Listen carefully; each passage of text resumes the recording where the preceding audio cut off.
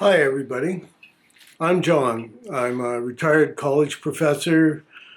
I live in Toronto. I've been a proud Canadian all my life, and I've visited all 10 provinces and the majority of American states. I have friends in the USA, and for a long time, I and most Canadians have considered our people in the United States to be our friends and allies. However, under Trump, nothing is certain, and now he's keeps making these suggestions about Canada should just be annexed. It's not really a country. It can't provide for itself, blah, blah, blah. And I think from the comments I've seen in social media and in the news and so on, some Americans are generally puzzled. Why wouldn't Canada want to be the 51st state? After all, isn't America the greatest country in the world?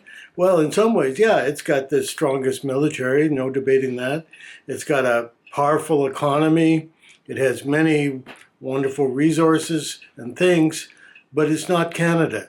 And I'm here to speak on behalf of those Canadians who definitely do not want to join the United States and tell you why. So first of all, how do you measure the success of a country? Certainly you can measure it, as I've said, in military or economic terms, but I think it's more important to measure it in terms of, does it look after its own citizens? Does it keep people as much as possible within the limits of budgets and reality and all that, happy, healthy, well educated? Do they feel cared for by the government? And that, to me, is where the United States falls badly short of Canada. Canada is a better place to live. That's my opinion. I don't mean just the landscape. I don't mean the weather, which can be very iffy. I live in southern Ontario, and you kind of never know what you're going to get from hot to cold. But anyway, I'm going to talk about some reasons why it makes sense for Canadians to prefer to stay in Canada. So I did a little research on my own. I've been a professor, I'm a writer, I like researching stuff. I try to find valid statistics and facts rather than conspiracy stuff or, someone's opinion. I put together some facts on what I consider 11 key indicators of a country's health in terms of how well it looks after its people. So here's some comparisons, and I'll try to exercise my primitive video editing skills and put up a chart while I'm saying some of this to make it more obvious. First of all, what's the average life expectancy? The most recent figures I could find is that it's 77.5 years in the USA, 81.3 years in Canada, nearly 4 years more. Not a big difference, but if you want your parents, your grandparents to hang on a little bit longer, they're more likely to do that in Canada.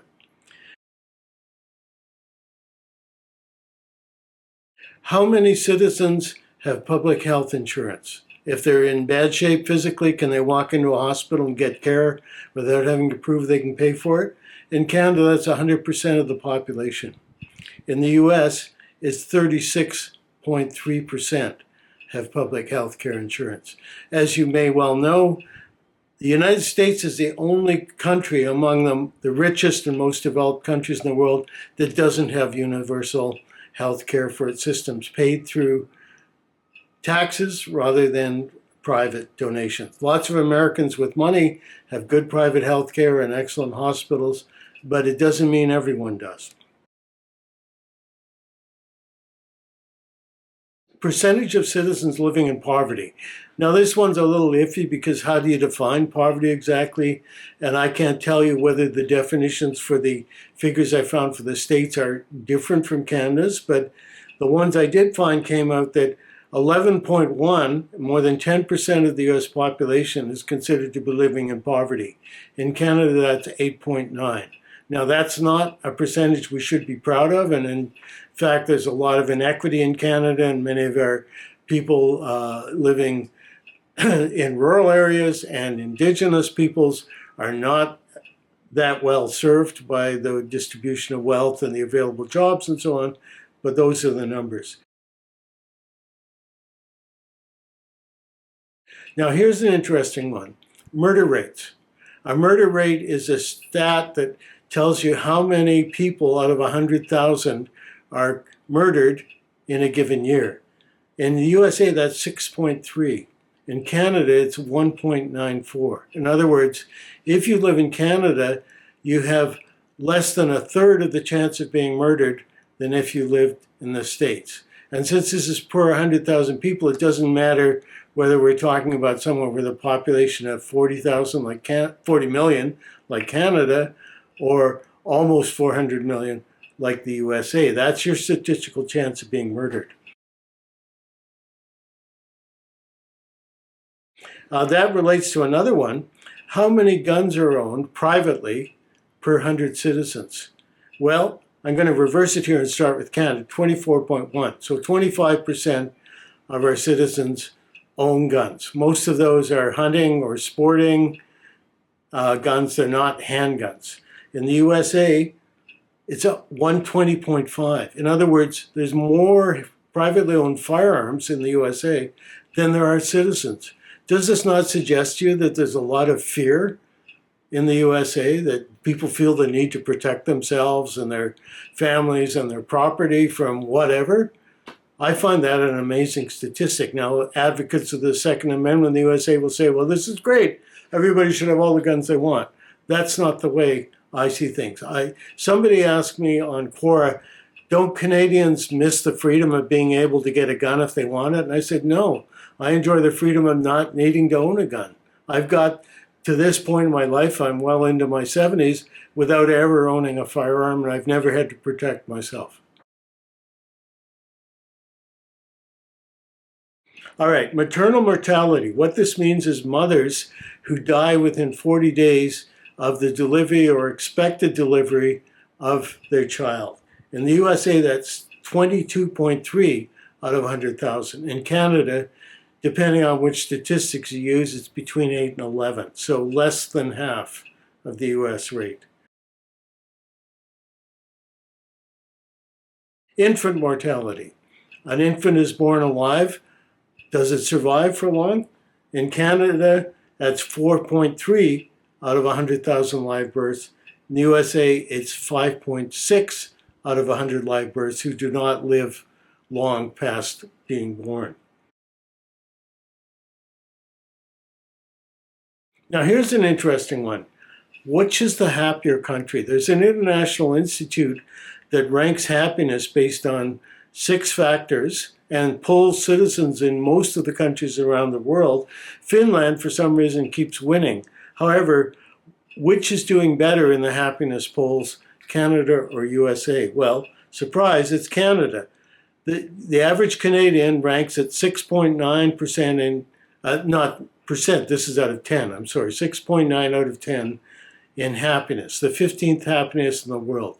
Most of the states in the top 10 are Northern European, Finland and all the other social democracies up there. The USA, 6.73.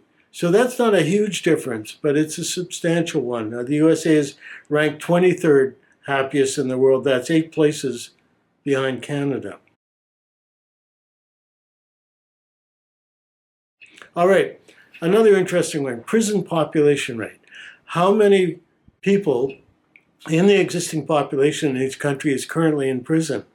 Well, the USA has an impressive number here. Out of 100,000 population, 453 of them are in prison when the last statistics were taken. In Canada, that's 90. So less than a fifth of as many Canadians proportionately are in prison as in the USA. I'm not going to try to tell you why that is, but it certainly suggests that more people are getting in trouble in the States, getting arrested and getting convicted than in Canada. Suicide rates. How many out of 100,000 citizens a year commit suicide? The USA is at 14.2, Canada's at 9.9. Those are sad statistics. Nobody should want others to commit suicide, obviously. But again, Canada comes out better on this one, suggesting maybe either people are happier overall or they find more social supports when they're in trouble mentally or otherwise. And finally, wealth concentration. Well, what does that mean? It means how many of the richest people in the country control a substantial proportion of the overall wealth of the country. Well, in the USA, the richest 10% of households hold 67% of the nation's wealth. In other words, 10% of the households in the USA have 2/3 of the nation's wealth. In Canada, it's the richest 20% of households hold about 67%. So there's another difference. Our wealth is not quite so concentrated in Canada in the absolute upper tier. A lot of it is spread through the middle ranges as well. So there's some reasons why. And overall, but I would rather live in Canada than the USA for these reasons. We feel the government is going to try to look after us. Is it perfect? No. Is our healthcare system perfect? Absolutely not. Are some people not covered by the health and social security systems we've got in place? Absolutely. But we're not talking about absolutes here. This is not talking about utopia. It's talking about which country is a little better at looking after its people, at helping them live longer, helping them live in better health, at helping them to be freer of violence, of helping them to stay out of jail. So my point is that Canada wins on all these points. If the U.S. declared war on us, sure, we would lose. We've got a tenth the population. We don't have all the military investment the USA has. But if that happened, you know what? Canada is part of NATO. And being part of NATO means if a member of NATO is attacked by another state, all the other nations, in this case that would be just about everyone in Europe, then have to intervene on the side of the victim. So I hope that never happens. It would be stupid to have a war between America and Canada. So let's stick to this. Which country does the better job of looking after its citizens? I vote for Canada.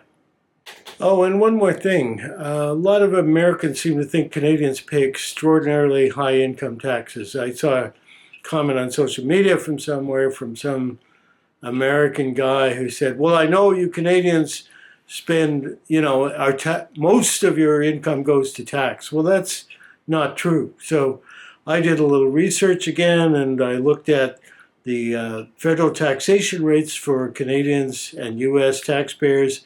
They're not all that different.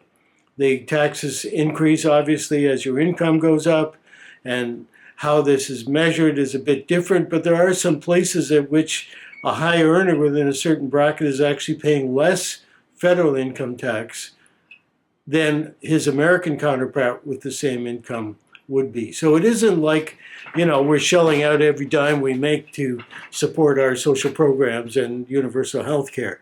Now, this is complicated by the fact that as well as federal income tax, Canadians pay provincial income tax, and this varies from province to province in terms of how much of a percentage it is added onto your tax. So I would say in most cases that Canadians are paying a little more tax than the Americans when you add on the provincial tax. But of course, in the states, there are 8 states where you pay no state income tax, but there are other states where you pay quite a bit. And in the case of a high earner in California, they're actually paying not only the federal income tax, but a 13% state income tax, and that means they're taxed just as heavily as the Canadians living in the highest tax bracket are in a province like Ontario, where I live, where the provincial income tax is close to 13%. So I'm not an economist. I know this is all complicated, so let me leave you with the short version. Yeah, we pay a little more tax most places and at most income brackets than in the States, but on the other hand, we're not shelling out to an HMO, a private insurance company, that's supposedly going to cover us when we get into health problems. So I think it's pretty much a break-even situation.